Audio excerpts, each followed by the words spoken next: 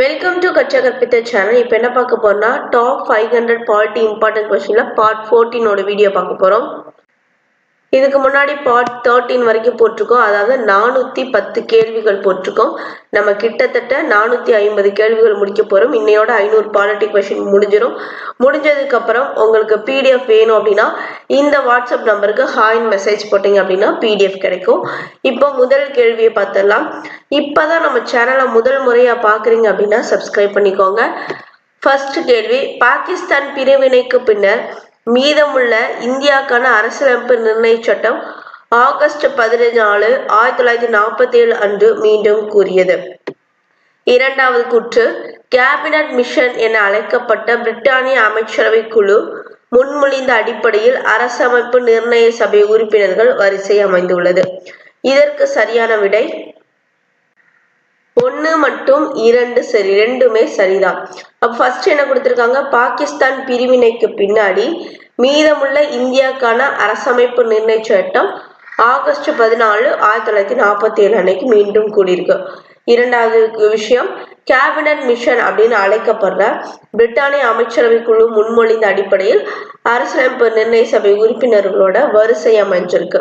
அடுத்து இரண்டாவது கேள்வி, மாநிலங்கள் சுதேசி அரசுகள் அதன் மக்கள் தொகைக்கு ஏற்றபடி டேஷுக்கு ஒருவர் என்னும் விகிதத்தில் உறுப்பினர்கள் ஒதுக்கீடு செய்யப்பட்டனர். இதற்கு சரியான ஆப்ஷன் டி 10 லட்சம். 10 லட்சத்துக்கு ஒரு பேர் அப்படின்ற அடிப்படையில இடஒதுக்கீடு செஞ்சிருக்காங்க. இரண்டாவது கேள்வி, மாநிலங்கள் சுதேசி அரசுகள் அதன் மக்கள் தொகை ஏற்றபடி 10 லட்சத்துக்கு ஒருவர் என்ற விகிதத்துல உறுப்பினர்கள் ஒதுக்கீடு செய்யப்பட்டிருக்காங்க. அடுத்து மூன்றாவது கேள்வி, டேஷ் உறுப்பினர்கள் 26/11/1949 அன்று அரசமைப்பினை ஏற்று கையொப்பமிட்டு அரசமைப்பை நிறைவு செய்தனர். இதற்கு சரியான ஆப்ஷன் பி 284 பேர்.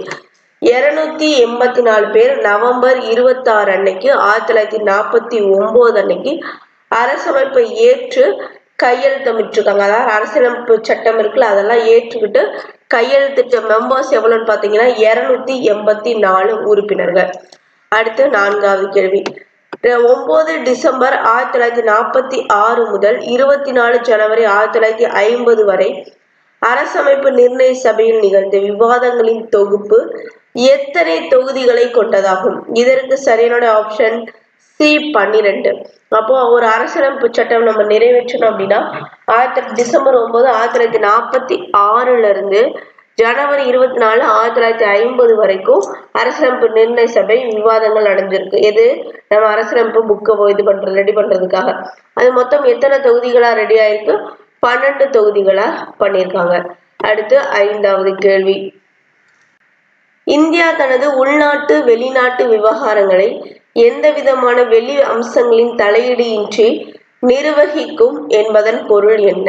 அதாவது இந்தியா தன்னோட உள்நாட்டு வெளிநாட்டு விவகாரங்களை எந்த வெளி அம்சங்களோட தலையீடு இல்லாம நிர்வகிக்கிற முறை என்ன சொல்றாங்க அப்படின்னா ஆப்ஷன் சி இறையாண்மை அப்படின்னு சொல்லியிருக்காங்க.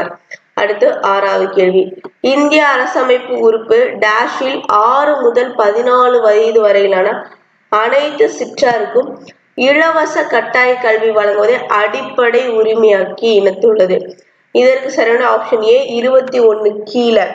அதாவது 21 எந்த சட்ட திருத்தம் பார்த்துக்கோங்க, 86வது சட்ட திருத்தம் 2002 கொண்டு வந்த 6 முதல் 14 வயதிலான அனைத்து சிற்றாருக்கும் இலவச கட்டாய கல்வி அப்படின்றது அடிப்படை உரிமையும் கொண்டு வந்திருக்காங்க. எந்த சட்ட திருத்தப்படி? 86வது சட்ட திருத்தம் 2002 படி 21A ஆர்டிக்கல் கீழே. ஓகேவா? அடுத்து ஏழாவது கேள்வி, சிறார் இலவச கட்டாய கல்வி சட்டம் இயற்றப்பட்ட ஆண்டு. இதற்கு சரியான ஆப்ஷன் சி 2009. சிறார் இலவச கட்டாய கல்வி சட்டம் இயற்றப்பட்ட ஆண்டு 2009. அடுத்து எட்டாவது கேள்வி, ஒரு நபர் தனது அடிப்படை உரிமைகள் மீறப்படுவதுள்ளதாக கருதப்படுவராயினும் நேரடியாகவே உச்ச நீதிமன்றம் நாடும் உரிமையை எந்த உறுப்பில் உறுதி செய்யப்பட்டுள்ளது? இதற்கு சரியான ஆப்ஷன் சி ஆர்டிகல் 32. அதாவது என்னோட அடிப்படை உரிமை மீறப்படுறத நான் கருதப்பட்டேன் அப்படின்னா நான் உச்ச நீதிமன்றத்துக்கு போறதுக்கான உரிமை எனக்கு ஆர்டிக்கல் என்ன ஆர்டிக்கல் சொல்லுது, ஆர்டிக்கல் 32 சொல்லுது. அடுத்து 9வது கேள்வி, மாநிலங்களவை என்பது ஒரு நிரந்தர அவை, இதை கலைக்கப்பட முடியாது. 2வது கூற்று என்ன சொல்லியிருக்காங்க, மாநிலங்களவை உறுப்பினர்கள் பதவிக்காலம் 5 ஆண்டு அப்படின்னு சொல்லியிருக்காங்க. இதற்கு சரியான விடை என்னன்னு பாத்தீங்கன்னா 1 சரி 2 தவறு. அப்போ 1 என்ன சரி, மாநிலங்களவை அப்படின்றது ஒரு நிரந்தர அவை, இதை என்ன பண்ண முடியாது, கலைக்க முடியாது அப்படின்ற கூற்று கரெக்ட். 2வது என்னன்னு பாத்தீங்கன்னா மாநிலங்களவை உறுப்பினர்களோட பதவிக்காலம் 5 ஆண்டுன்னு இருக்குல்ல, இது தவறு. எத்தனை ஆண்டு, 6 ஆண்டு அப்படின்றதுதான் சரியான விடை.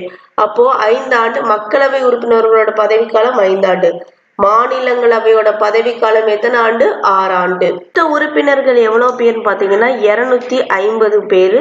இதுல 238 உறுப்பினர்கள் மாநில மற்றும் ஒன்றிய ஆளுகைக்கு உட்பட்ட பகுதி சட்டமன்றம் மூலமா தேர்ந்தெடுக்கப்படுறாங்க. 12 உறுப்பினர்களை குடியரசுத் தலைவர் தான் நியமனம் செய்யறாரு. இது 6 ஆண்டுகள்னு பார்த்துட்டோம். இது ஒரு நிரந்தரமான அமைப்புன்னு சொல்லியாச்சு, இதை கலைக்க முடியாது.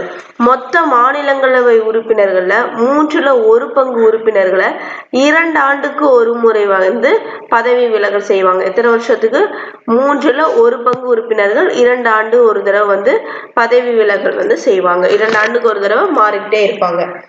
அடுத்து 10வது கேள்வி, வேற ஏதாவது சந்தேகம் இருந்தா கேட்கலாம்.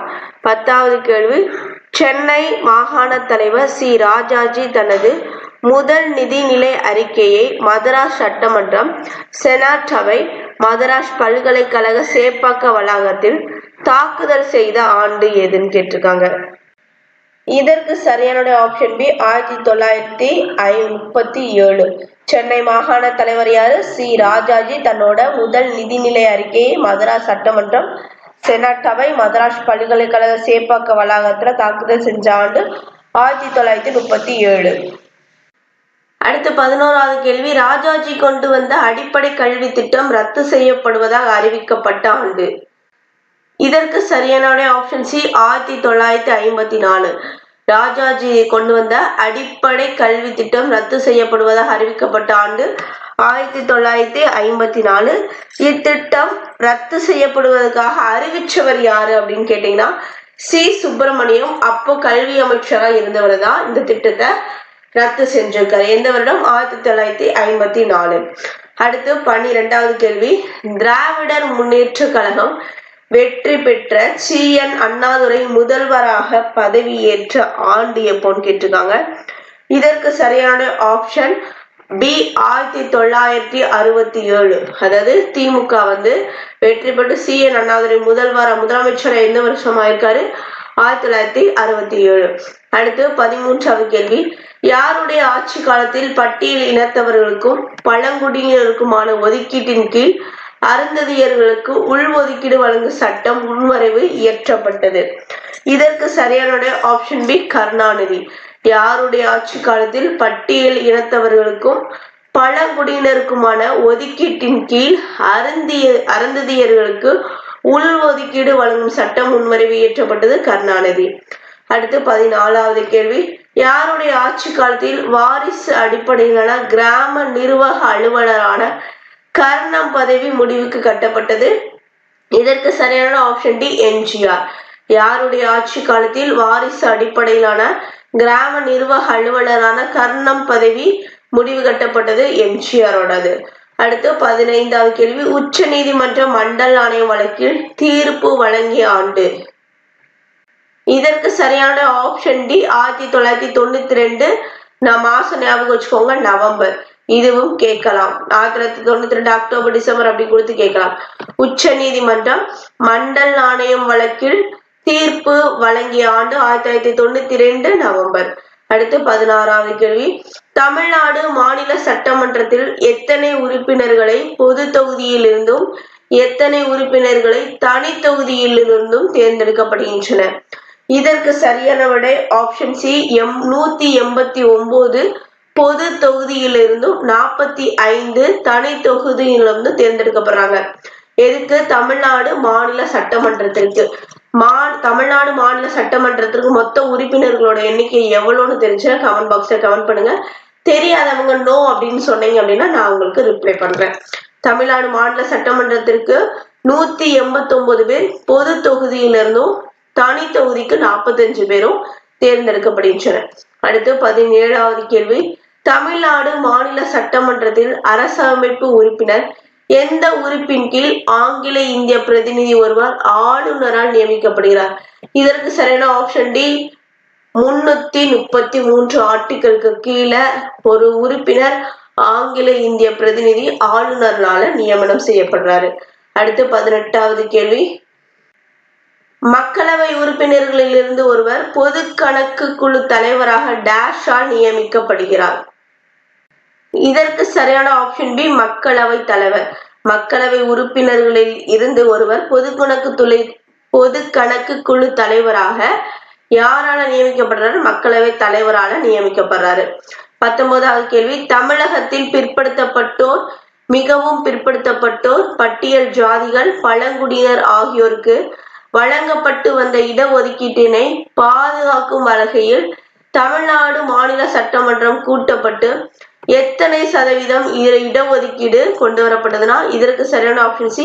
69% இடஒதுக்கீடு கொடுத்திருக்காங்க. அடுத்து 20வது கேள்வி, எந்த ஆண்டு ஜம்மு காஷ்மீருக்கு வழங்கப்பட்ட சிறப்பு தகுதி ரத்து செய்யப்பட்டது? இதற்கு சரியான ஆப்ஷன் பி. 2019. அப்போ ஜம்மு காஷ்மீருக்கு சிறப்பு தகுதி அந்த ஆர்டிக்கல் என்னன்னு தெரிஞ்சுன்னா கமெண்ட் பாக்ஸ்ல கமெண்ட் பண்ணுங்க. அப்ப சிறப்பு தகுதி எப்ப ஜம்மு காஷ்மீருக்கு ரத்து செய்யப்பட்டிருக்கு? 2019. அடுத்து 21வது கேள்வி, டேஷாம் ஆண்டு முதல் முறையாக எதிர்கட்சி உறுப்பினர் ஒரு பொது கணக்கு குழு தலைவராக நியமிக்கப்பட்டுள்ளார். இதற்கு சரியான ஆப்ஷன் ஏ. 1967 to 68. அப்ப 1967 68 முதல் முறையா எதிர்கட்சி உறுப்பினர் ஒருவர் பொது கணக்கு குழு தலைவர் நியமிக்கப்பட்டிருக்காரு. அடுத்து 22வது கேள்வி, மதராஸ் மாகாணத்தில் தமிழகம் என பெயர் மாற்றம் கோரி தியாகி சங்கரலிங்கனார் 76 நாட்கள் உண்ணாவிரதம் இருந்து உயிர் நீத்த ஆண்டு எப்போன்னு கேட்டிருக்காங்க. எத்தனை நாள் உண்ணாவிரதம் இருந்தார் அப்படின்றத நோட் பண்ணிக்கோங்க. எவ்வளவு நாள்? 76 நாட்கள். எந்த வருடம் கேட்டிருக்காங்க? இதற்கு சரியான ஆப்ஷன் 1956 இறந்து போயிருக்காரு. மதராஸ் மாகாணத்துல தமிழகம் அப்படின்னு பெயர் மாற்றம் கோரி தியாகி சங்கரலிங்கனார் எந்த வருஷம்? 76 நாட்கள் உண்ணாவிரதம் இருந்து 1956 உயிர் நீத்திருக்காரு. அடுத்து 23வது கேள்வி, சட்ட முன்வரைவு தீர்மானம் கொண்டு வருவதற்கு தேர்வு குழுவின் மொத்த உறுப்பினர்கள் எத்தனை பங்கினர் குறைந்தபட்ச உறுப்பினராக அவையில் இருப்பது அவசியம்? இதற்கு சரியான ஆப்ஷன் பி. 1/3 பங்கு. சட்ட முன்வரைவு தீர்மானம் கொண்டு வருவதற்கு தேர்வு குழுவின் மொத்த உறுப்பினர்களின் எண்ணிக்கை பங்கினர் குறைந்தபட்ச உறுப்பினராக அவையில் இருப்பது 1/3 பங்கு. அடுத்து 24வது கேள்வி, மக்களவை உறுப்பினர்கள் யாரால் நேரடியாக தேர்ந்தெடுக்கப்படுகின்றனர்? இதற்கு சரியான ஆப்ஷன் டி. நாடாளுமன்ற தொகுதியில் உள்ள மக்களால். அடுத்து 25வது கேள்வி, மக்களவை அல்லது மாநிலங்களவை கூட்டத்தொடர்களை நடத்துவதற்கு மொத்த உறுப்பினர்களின் எண்ணிக்கையில் குறைந்தபட்சம் எத்தனை எண்ணிக்கை இருக்க வேண்டும் சொல்லியிருக்காங்க. அதாவது ஒரு மக்களவை அல்லது மாநிலங்களவை கூட்டத்தொடர்கள் நடத்துவதற்கு மொத்த உறுப்பினர்கள் எண்ணிக்கையில குறைந்தபட்சம் தான் அவங்க கேட்டிருக்காங்க. குறைந்தபட்சம் எத்தனை எண்ணிக்கையில் இருக்க வேண்டும்? இதற்கு சரியான ஆப்ஷன் ஏ. 10/1 பங்கு மெம்பர்ஸ் இருக்கணும். அடுத்து 26வது கேள்வி, ஒரு திருத்த சட்டம் முன்மொழிவதற்கு யாருடைய அனுமதி பெற வேண்டும்? இதற்கு சரியான விடை ஆப்ஷன் டி. சபாநாயகர். ஒரு திருத்த சட்டம் முன்மொழிவதற்கு யாருடைய அனுமதி பெற வேண்டும்? சபாநாயகர். அடுத்து 27வது கேள்வி, நாடாளுமன்றத்தின் எந்த அவை நாடாளுமன்றத்தில் நிரந்தரவையாக அறியப்படுகிறது? இது முழுமையாக கலைக்கப்படவில்லைன்னு கேட்டிருக்காங்க. இதற்கு சரியான ஆப்ஷன் பி. மாநிலங்களவை. அடுத்து 28வது கேள்வி, ஒழுங்கு பிரச்சனை குறித்த கேள்விக்கு இறுதி முடிவு எடுப்பவர் யார்? நல்லா கொஸ்டினை உள்வாங்கிக்கோங்க. ஒழுங்கு பிரச்சனை குறித்த கேள்விக்கு இறுதி முடிவு எடுப்பவர் யாரு? இதற்கு சரியான ஆப்ஷன் டி. சபாநாயகர்.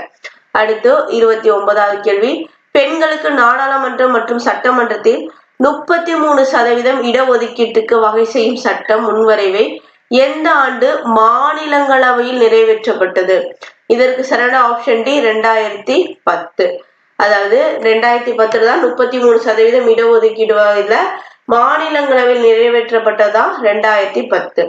அடுத்து இந்த வீடியோவோட கடைசி கேள்வி, மகளிர் இடஒதுக்கீட்டுக்கான சட்ட திருத்தம் என்ன? இதற்கு சரியான ஆப்ஷன் சி 108. மகளிர் இடஒதுக்கீட்டுக்கான சட்ட திருத்தம் 108. இந்த வீடியோ உங்களுக்கு யூஸ்ஃபுல்லா இருக்குன்னு நினைச்சீங்கன்னா கமெண்ட் பாக்ஸ்ல எஸ் அப்படின்றதும், இந்த வீடியோக்கு லைக் கொடுங்க. இந்த வீடியோ உங்களுக்கு பிடிச்சிச்சுன்னா லைக் பண்ணுங்க, ஷேர் பண்ணுங்க, சப்ஸ்கிரைப் பண்ணிக்கோங்க. நன்றி.